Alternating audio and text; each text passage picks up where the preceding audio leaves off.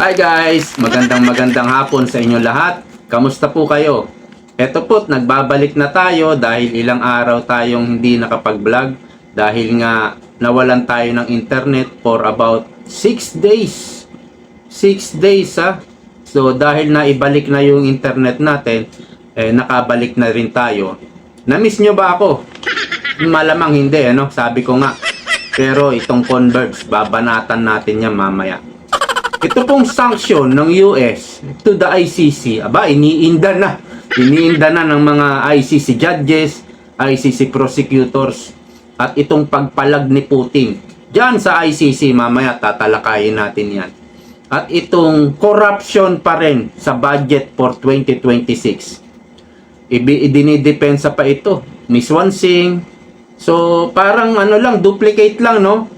Yung partner ni Tamba at Saldico, parang duplicate lang ni Speaker D at ni Swansing. Sila pa rin yung may pinakamalaking insertion. Ewan ko kung inutos ito ng Malacanang, o di ba?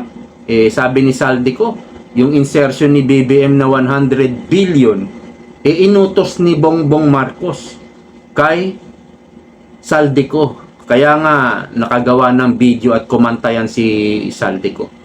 So baka eto rin yung utos ngayon ni Bongbong Marcos. Kaya pinaglalaban ito ng mga congressman.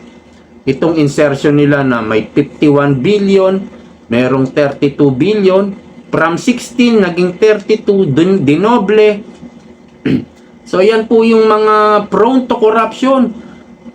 Ano yung mga palaging corruption na naririnig natin? Flood control, di ba? Kaya lang gas-gas na yung flood control, dinivert nila sa farm to market road. At yung mga ayuda-ayuda kagaya nitong 51 billion sa MAIP, yan po kasi yung mahirap i-audit. Kaya po diyan nila sinisiksik yung nanakawin nila. Sabi ko nga, kung sa education nila, sa mga school building, mahirap po magnakaw dyan eh. At kung makanakaw ka, kaunti lang. Kung ilalagay mo dyan sa katulad ng MAIP, pangkalusugan, malaki ang mananakaw nila. So yan po ang ating mga tatalakayin ngayon dahil yan yung mga nasa front page, ano? Pero bago tayo mag-umpisa, ni-invite ko po kayo na mag-like dito sa video ito at huwag kalilimutang mag-subscribe.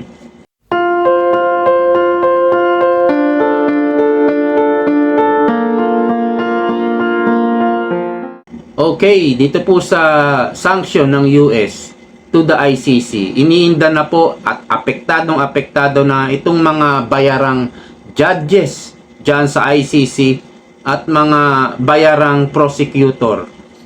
Sinasabi ko pong bayaran dahil itong ICC nalaman na po ng mga lahat halos ng leader na tinatarget ng ICC na sila'y binabayaran para gamitin for political prosecution, political ambition, political warfare itong ICC. Nalaman na po yan ng US, ng Russia, ng China, ganon din ng Israel.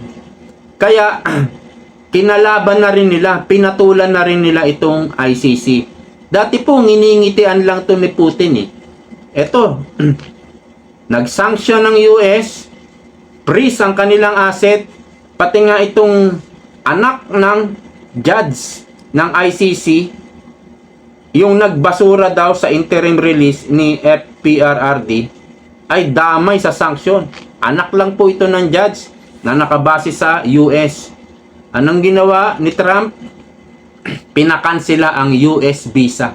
O, problemado ka ngayon. Kailangan, kung saan ka man nanggaling, kung ikaw ay taga-Europe, ibabalik ka sa Europe, palalayasin ka sa US. 'Di ba? Apektado. Anak po ito ng judge, wala siyang kinalaman sa ICC. Pero ganun pa man, wala kayong magagawa. Kasi kinalaban nyo yung pinaka makapangyarihang leader. Mga kutong lupa lang kayo eh. Akala nyo kung sino kayo eh. Ewan ko si Putin. Nakaraan nginingitian lang ito Nilabasan si Putin ng warrant of arrest ayaw pang magtigil itong mga taga-ICC. Eto, kinasuhan na pala ni Trump, ni Putin, itong mga judges at prosecutor ng ICC. Kung ako kay Putin, gerahe na ito Oo. Mag-declare ako ng war against ICC. Opo, lusubin na yan hanggang sa mamatay ang ICC na yan. Hindi naman patayin yung literal, Kumbaga, wasakin at tapusin itong operasyon ng ICC. At yung mga preso, kagaya ni Tatay Digong, i-rescue nila, tapos ibalik nila sa kani-kanilang bansa yung mga preso dyan, at doon litisin sa sarili nilang bansa. Kung talagang may kasalanan sila, ibabalik pa rin yung due process. No?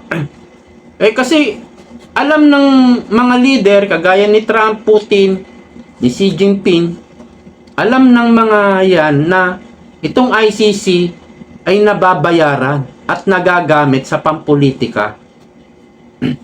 So yung mga wala namang kasalanan, alam din yan kasi ang tindi ng intelligence niyan Yung mga yan, mga powerful yan Ang titindi ng intelligence dyan, alam nila yan na itong Malacanang dito sa Pilipinas ay nagbayad sa ICC para paboran yung kanilang gusto, yung kanilang hiling na arestuhin nyo si PRRD dahil kalaban ito namin sa politika. Ganun kasimple. Kasi ang tindi ng yung pagtanggap ng mga Pilipino pa rin kay PRRD. Kaya kailangan nilang pigilan yan. Yun ang ginawa nila Especially itong election po ng 2025. Di ba? Para matalo nila. Kaya lang hindi pa rin nila natalo.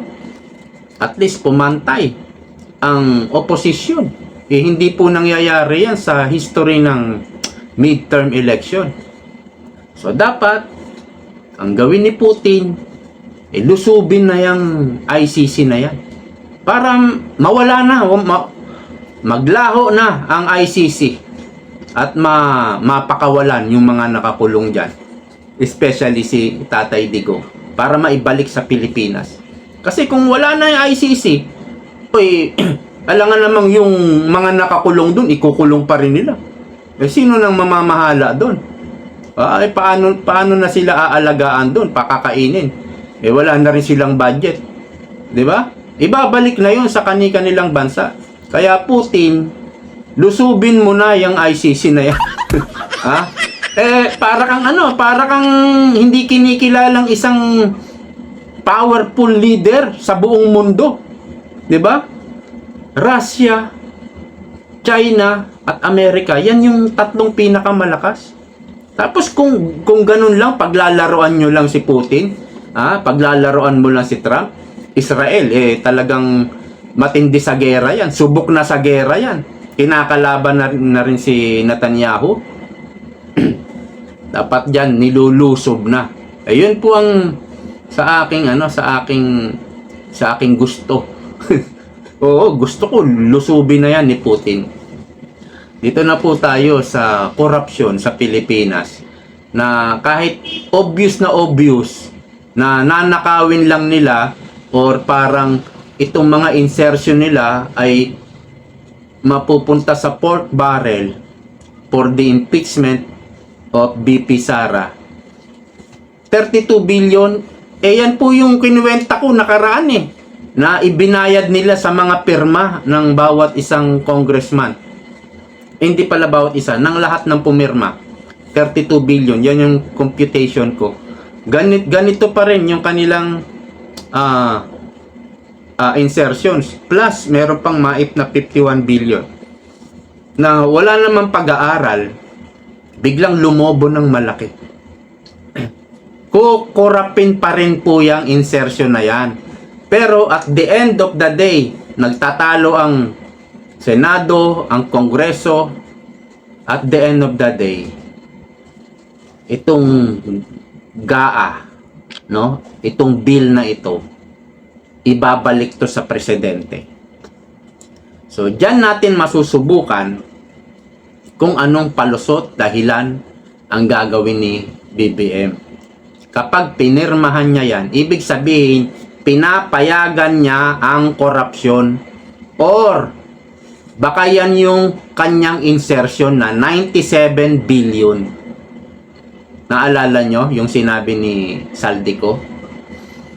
Noong 2025, mayroong 100 billion insertion si President Bongbong Marcos 2025, at yan ay inutos kay Saldico at ikinanta ni Saldico.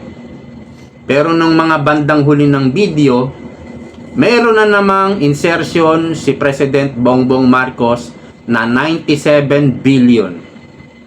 Meron din malamang insertion si Sandro Marcos at si Tambaloslos. Pero yung insertion ni Tambaloslos baka nakatago sa pangalan ni Speaker D, sa pangalan ni Swansing, pero kay Speaker o dating Speaker Romualdez pala yun.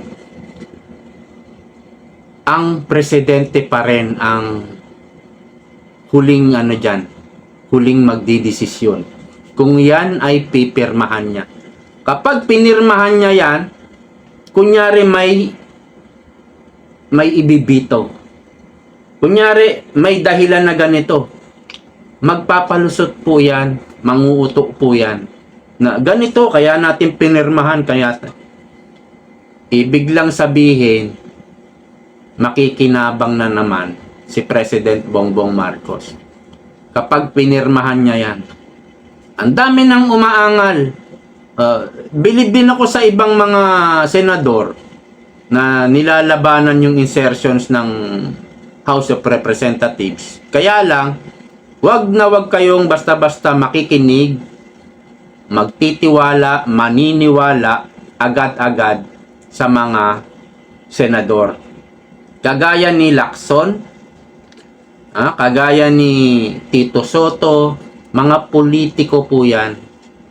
Hindi lahat ng sinasabi niyan, yun ang gagawin nila. Hindi lahat. Yung iba naglalaro lang din. Nanguuto ng lalansing lang din. Kaya wag kayo agad-agad na maniniwala. Nagkagulo nga dito sa Baika mo. At actually, nung hindi po ako nakakapag-vlog, parang hindi ako masyadong nanonood sa mga balita. Doon ako nanonood sa mga funny video, yung mapapatawa ka, mapapahalakha ka talaga sa tawa para mabawasan din yung stress, no? Stress natin sa buhay. Kasi kung lagi kang nasa politika. So, yung ibang mga balita hindi ako updated. Pero yung iba napapanood naman natin, nababasa naman natin yung ibang balita. Kaya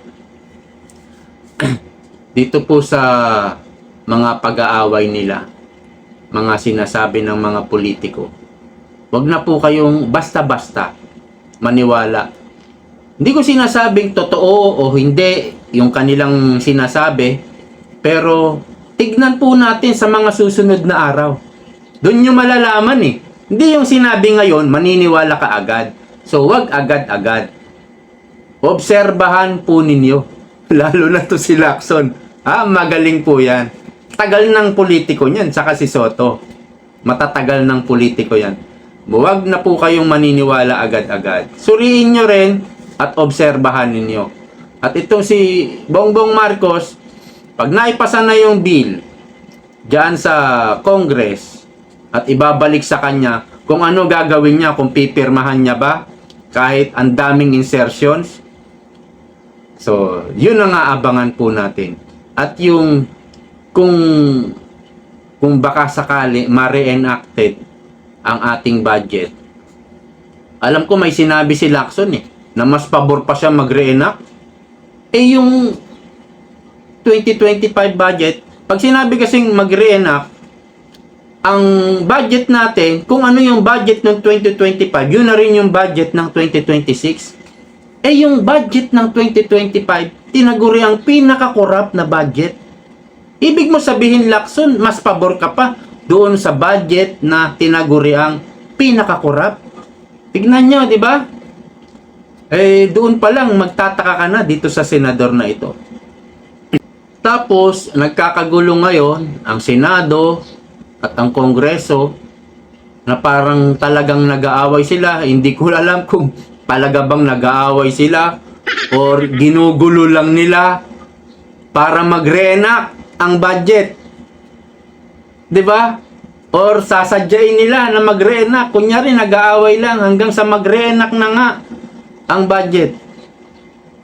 Eh, ang dami pong korupsyon nung nakaraang budget eh. So, yun na naman ang magiging budget. Kung ano yung mga naka-allocate, eh, hindi pwede. Maaring yung mga budget doon, nakaraang 2025, ay mga completed na eh. Kahit may mga ghost project yan, di ba? Pero may mga ibang project na hindi naman ghost project, talagang completed, substandard lang. Eh, hindi po pwedeng bigyan mo uli ng budget yon. Completed na eh. At nakikita mo naman eh. Depende lang sa ano. Hindi kasama yung ghost project. So, mahirap po yung reenacted. Mahirap po ito. Isa lang ang nakikita ko. Ang korupsyon dito sa Pilipinas, tuloy-tuloy pa rin. Hanggat hindi nilalabanan yan ng presidente. Itong paglaban, salita lang ni Bongbong Marcos. Iba po yung kanyang ginagawa, iba yung kanyang sinasabi. So, huwag kayong agad-agad maniniwala sa Budol King na yan. Obserbahan po ninyo. Mag-observe po tayo sa lahat ng mga maiingay na mga politiko at yung mga komunista, mga political analyst na kagaya ni Heydarian, kung saan binanatan ni Rowena Guanzon na hindi naman pala ito abogado. Nagdi-discuss ng constitution, eh wala naman master of law. Alam niyo sa pagiging abogado, may mga ano yan eh, may pagkadalubhasa yan eh. Parang sa doktor, no? Dalubhasa sa baga, dalubhasa sa puso, ha? Yung iba, pedya, yung iba, dalubhasa sa surgeon. Sa abogado, ganun din po. Mayroong tax lawyer, election lawyer, mayroong criminal lawyer. Parang doktor din. May mga masteral. Itong si Heydarian, itinalaga o tinaguri ang political analyst ng mga dilawan na nagdi-discuss ng constitution na yun pala, hindi pala lawyer. Ang buong akala ko abogado yan. Kung hindi lang kay Rowena Guanzon, eh hindi ko malalaman, hindi pala abogadong gago. Eh kay yabang-yabang, eh magaling lang mag-English eh. Kung hindi ka abogado at magdi-discuss ka ng constitution, dapat sa umpisa pa lang ng pananalita mo, eh sabihin mo, hindi ka abogado, hindi ka nagmamagaling, no? Ito lang yung nalalaman ko. Dapat may tawag sa English nun, di ba? May tawag sa English nun. Yung pangungunahan mo na yung mga audience mo na may tawag dun sa English. Kalimutan ko. Yung bang pangungunahan mo yung mga viewers mo na hindi ka expert dito, no? Hindi naman ako abogado, pero may alam ka lang, no? Pwede yun. Eh, hindi mo naman kiniklaim na hindi ka abogado. Ibig sabihin, nagmamagaling ka. Ano ron, may tawag din doon, yung mapangahas. Mapangahas. Eh, kaya yung mga yan, talagang sisingaw yung kanilang baho. Na sila'y ginawa lang ng dilawan na political analyst para gawing weapon. Gawing mouthpiece at gamitin sa mga kalaban nila sa politika. Isa yan. Yung mga attack dog na yan. Yan, kagaya ni Cielo Magno na unti-unti nalalaman natin, isa palang NPA, komunista pala, taga-UP yan eh. Yung mga na-infiltrate ng komunista, yung mga nasa simbahan, nasa media, nasa eskwelahan, yung mga taga-Ateneo Lasal na yan, UP, ayan, mga komunista, marami dyan. Mga professor dyan, komunista. Mga paring komunista. Sabi ko nga, mayroon din siguro mga judge na komunista. So, ito po ay ang dapat maging leader natin ay isang makapangyarihang parang diktador, pero matuwid na diktador. Kung si BP Sara ang magiging susunod na presidente, gusto ko siyang maging diktador. Oo. Oo. Arestuhin niya lahat ng mga panira, ng mga salot dito sa gobyerno, at yung mga maiingay na komunista na yan, arestuhin lahat. Kasi diktador ka nga eh. Ibig sabihin, hindi na tayo presidential form of government. Babaguhin na yung konstitusyon. Bahala na mag-civil war. Basta siya, kung alam niyang nasa likod niya yung AFP, Armed Forces of the Philippines, mag-declare na siya. No? Kung siya maging, wala na pong hindi na po malulutas ang pamumulitika ng mga kalaban, ang korupsyon, hindi na po malulutas yan. Kung hindi natin babaguhin, kung wala tayong pagbabagong gagawin, kung ganito pa rin, presidential form of government na napakahirap ipatupad ang batas, marami kang babantayan, kasi nga nasanay tayo sa mga palakasan system, ginagamit yung mga power.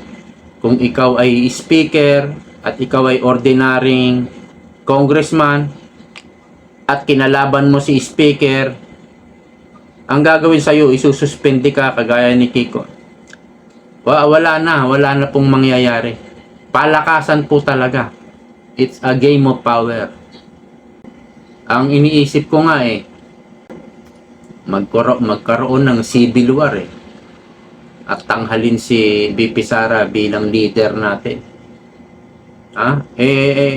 Yung form of government sa US, federal po yan. Pero presidential federal. Isa yun sa gustong maging gobyerno natin ni Robin Padilla. Federalism. Pwede rin naman, kung sa akin, dictatorship. Gusto ko dictatorship, basta Duterte ang mauupo.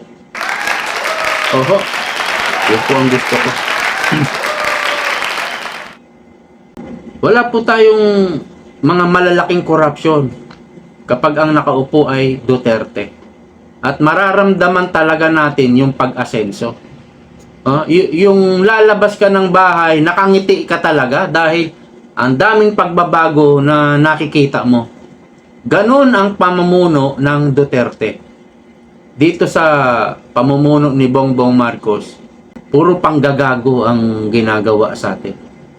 Kanya-kanyang nakawan, kanya-kanyang dambulan sa pera ng bayan. Kaya wala na pong mangyayari dito sa Pangulo natin ngayon. Sabi nga ng marami, si BP Sara na lang ang pag-asa ng ating bansa. Ngayon, dito po sa Converge, itong Converge, 6 days, parang 7 days nga yata wala kaming internet. Pero pag yan naningil, iti-text ka, i-email ka pa, habang naniningil. At meron doon, pag hindi ka nakabayad sa due date, o kailangan po nating bayaran itong balance nyo para maiwasan natin na maputol ang iyong internet. Di ba? Ganun yung yung sinasabi nila. Kapag hindi ka nakabayad, putol ang internet mo. Pero kapag nagkulang naman sila sa kanilang serbisyo, kagaya nito, 7 days wala kaming internet. O di ba dapat yung 7 days na yun ibawas sa babayaran natin? Kasi may sinasabi nga na no work, no pay, di ba? Tayong maliliit, kapag walang trabaho, walang bayad. Pero yung mga oligarko, kapag yung serbisyo nila walang internet, dapat walang bayad. Kung 7 days walang internet, i-divide mo yon. Tapos ibabawas mo sa babayaran natin sa monthly bill natin. Di ba patas yon? Hindi. Kapag hindi nila na-provide yung internet, may bayad pa rin. Kasi hindi naman nabawasan yung binabayaran natin. Ibig sabihin, kahit wala tayong internet, nagbabayad tayo. 'Di ba? Pero kapag tayo nahuli ng pagbabayad o hindi nakabayad sa due date, putol ang ating internet. Hindi ba ito? Dapat ito pinupunan ng mga senador o mga congressman. Pero wala pong panahon ng mga congressman. Ang panahon nila yung paano makakapang kurakot. Paano makakapagnakaw. Nandyan yung panahon nila. Kaya luging-lugi tayong maliliit. Yung mga oligarko, mga malalaki, mga dambuhalang mayayaman na to, na ang dami-dami ng pera, patuloy pa rin tayong iniisahan. No? Patuloy pa rin tayong kasi sobrang unfair. Hindi nila naibigay yung internet, dapat wala tayong bayad. 'Di ba? Anyway, in-explain ko na sa inyo. Luging-lugi po talaga tayo. Kaya dapat mayroong isang leader na nagtatanggol talaga sa atin. At ito na yun, ang Duterte. Hindi naman natin sinasabing sila ay perpekto, pero nakita natin yung malasakit nila sa taong bayan. Nakita natin na ipinaglalaban nila tayo. Malamang, natural, hindi nakikita yan ng mga troll na umaasa sa ibinabayad sa kanila na galing din naman sa pera ng bayan. No? Ganun talaga, may mga patay gutom talaga na Pilipino. Meron talagang mukhang perang Pilipino. Ganun talaga.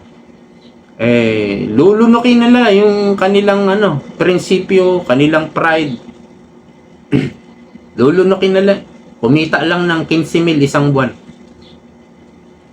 Sisiguraduhin ko sa mga troll na yan, hindi umaasenso yan. Palaging walang pera yan.